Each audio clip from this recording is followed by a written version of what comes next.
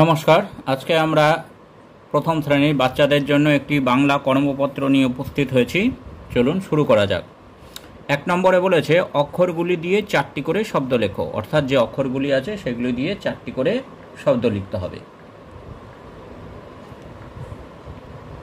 প্রথমে প প দিয়ে হচ্ছে প্রথমে আমরা লিখতে পারি পয় পথ, তারপরে পয় পাতা, পয় পিসি, পয় পিত।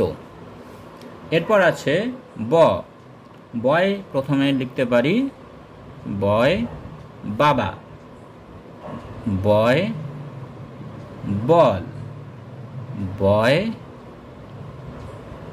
বিল, তারপরে বয় বিনা। তারপরে আছে ক কয় প্রথমে আমরা লিখতে পারি কাক, তারপরে লিখতে পারি কয় কাকা, তারপরে লিখতে পারি কয় কীট, তারপর লিখতে পারি কয় কল। এইভাবে 4টে করে শব্দ লেখা যেতে পারে। এইবার নিচে সহজ পাঠের কিছু প্রশ্ন দেওয়া আছে, সেইগুলির উত্তর আমাদেরকে লিখতে হবে। প্রশ্নগুলির উত্তর দাও। কারা ঘুঁটে দেয়? তাহলে বড় বউ মেজ বউ ঘুঁটে দেয়। বড় বউ মেজ বউ ঘুঁটে দেয়। আঙিনায় কারা থাকে? আঙিনায় থাকে কানাই। তাহলে উত্তর আমরা এভাবে লিখতে পারি আঙিনায় কানাই ও বলাই, বলাই থাকে। আঙিনায় কানাই বলাই থাকে। তারপরে গ চুপ করে বসে লেখকের কি পায়?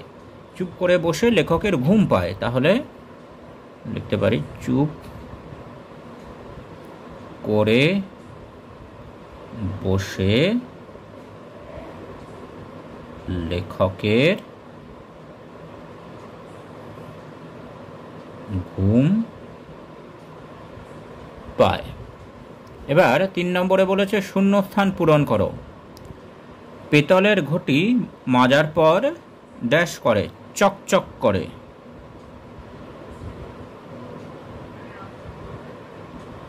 নদীর বালি ড্যাশ করছে, ঝিকমিক করছে।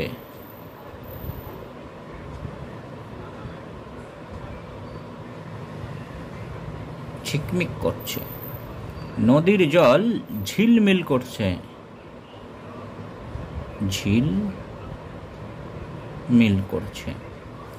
সকালের আকাশ ঝলমল করছে, ঝলমল করছে। এখানে বলেছে 5টি ফলের নাম লেখো। যে কোনো 5টি ফলের নাম আমাদেরকে লিখতে হবে। প্রথমে লিখতে পারি আম, তারপরে জাম, তারপরে লিচু, তারপর কলা, তারপর আপেল। আরও ফল লেখা যায়, 5টি জায়গা আছে, 5টি ফলের নাম থাকে।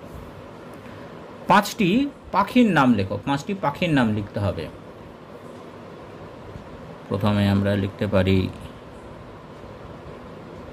ময়ূর, তারপর হাঁস,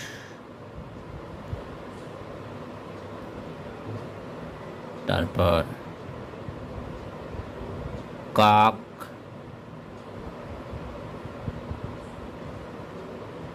পায়রা ও বক। এরকম 5টি পাখির নাম লেখা যায়। নমস্কার।